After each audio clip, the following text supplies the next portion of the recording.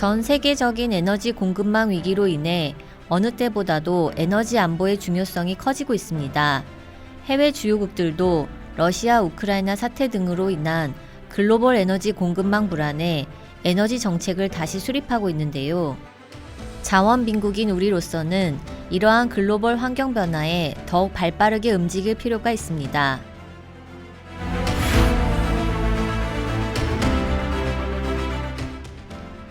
현 정부의 새로운 자원 정책은 튼튼한 자원, 에너지 안보를 확립하겠다는 것이 핵심입니다. 새로운 자원 안보 체계를 구축하고 전 주기적인 에너지 공급망을 강화하는 동시에 민간 중심의 해외 자원 개발 산업 생태계를 회복하겠다고 밝혔는데요. 특히 국가 자원 안보에 대한 특별법을 제정해 선제적이고 종합적인 자원 안보 체계를 구축한다는 계획입니다. 비축과 도입, 재자원화 등을 연계한 전 주기적인 에너지 공급망도 강화하겠다는 구상입니다. 자원 수급과 가격의 안정망 강화를 위한 전략 비축을 확대하기로 했는데요.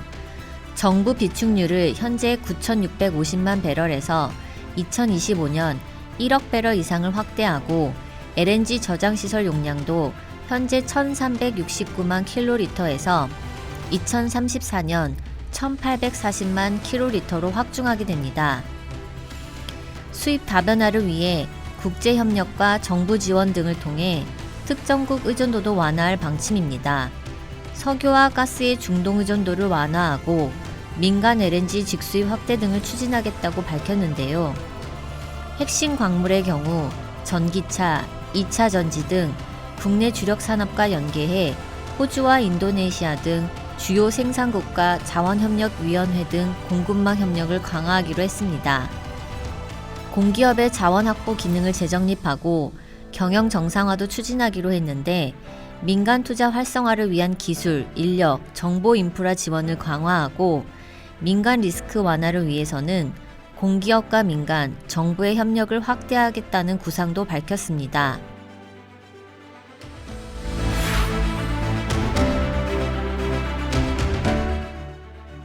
우리나라는 에너지 수요의 대부분을 수입하기 때문에 자원의 안정적인 수급은 국가적으로 매우 중요하며 자원 안보 측면에서도 해외 자원 개발 정책이 가지는 중요성은 매우 큽니다. 해외 자원 개발은 자원을 확보하는 수단으로 자원 공급망 다변화에 기여하기도 하지만 자원 공급 위기 상황을 완화하는 역할도 합니다.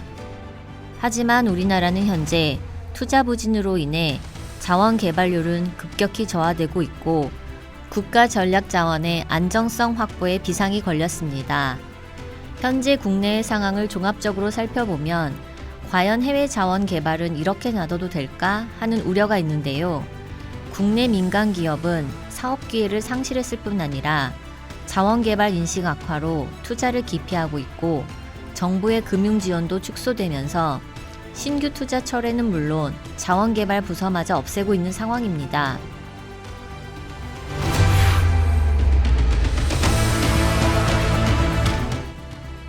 글로벌 자원 개발 환경 변화는 더 이상 우리가 해외 자원 개발에 손을 놓고 있어서는 안 된다는 메시지를 보내고 있습니다. 강대국들의 자원 무기화는 갈수록 심해지고 있는데요.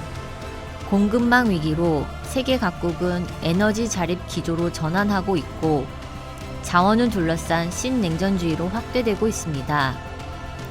이런 상황에서 해외 자원 의존도가 96%이고 연간 에너지 수입 비용이 국내 총생산의 7%를 차지하는 우리나라의 입장에서 자원개발 생태계가 붕괴된 현 상태를 이대로 놔둘 수 없다는 공감대가 형성되고 있습니다.